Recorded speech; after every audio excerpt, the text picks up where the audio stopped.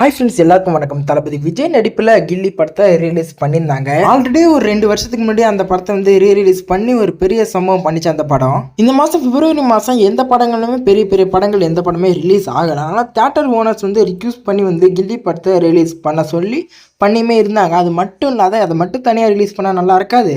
தலை படத்தோட துணிவு படத்தை வந்து ரிலீஸ் பண்ணிடலாம். அப்படியே வந்து கிளாஷ் நடந்து தேட்ரு ஓனர்ஸ் கொஞ்சம் வருமானம் பார்க்கலாம் அப்படின்ற மாதிரி ஒரு ஐடியாவில் இருந்தாங்க.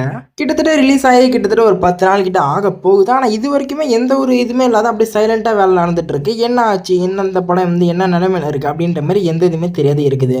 அது மட்டும் இல்லாத 27ஆம் தேதி தெறி படத்துமே ரிலீஸ் பண்ணியிருந்தாங்க. ஆனால் சோஷியல் மீடியாவில் எதுவுமே அந்த செய்தி எதுவுமே காணோம். அப்படி தேடி பார்க்கல கில்லி படமும் வந்து துணிவு படமும் எந்த அளவுக்கு பெர்ஃபார்ம் பண்ணிருக்கு அப்படின்ற மாதிரி தேடி பார்த்து உங்களுக்கு சொல்லலாம் தான் இந்த வீடியோ. இப்போ கில்லி ரீரிலீஸில் மட்டும் வந்து இப்போதைக்கு கிட்டத்தட்ட 3 கோடி கிட்ட கலெக்ஷன் ஆயிருக்கு அப்படின்ற மாதிரி சொல்கிறாங்க. இதை கேட்டிங்கனாக்கா அவங்க எதிர்பார்த்ததை விட கம்மி தான்.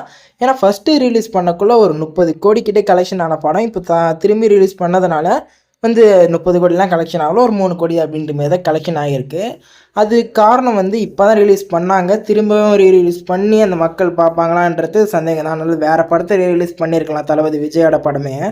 அது மட்டும் இல்லை, துணிவு படம் வந்து ஒரு 3 வருஷம் தான் ஆகுது ரிலீஸ் ஆகி, அதையுமே ரிலீஸ் பண்ணியிருந்தாங்க. அந்த படம் எந்த அளவுக்கு பெர்ஃபார்ம் பண்ணிருக்குன்னு பார்த்தாக்கா கிட்டத்தட்ட ஒரு 57 லட்சம் தான் வந்து பெர்ஃபார்ம் பண்ணியிருக்கு. இது வரைக்கும் கலெக்ஷனுமே ஆகியிருக்கு. அது வந்து ரொம்பவே கம்மி அப்படின்ற மாரி தான் சொல்லியே ஆகணும். அதனால் இந்த ரீரிலீஸுன்றது எதிர்பார்த்த அளவுக்கு இல்லை. தெறி படமும் எந்த அளவுக்கு பெர்ஃபார்ம் பண்ணிருக்குன்றத அடுத்த வீடியோவில் பார்க்கலாம். வீடியோ பிடிச்சா லைக் பண்ணுங்கள். இந்தமாதிரி சினிமா அப்டேட்ஸ்லாம் பார்க்கணுன்னா நம்ம சேனலுக்கு சப்ஸ்கிரைப் பண்ணி பெல் ஐகானை கிளிக் பண்ணி வச்சுக்கோங்க. அவ்வளோதான் இந்த வீடியோ பிடிச்சா லைக் பண்ணிருக்கேன். Bye friends.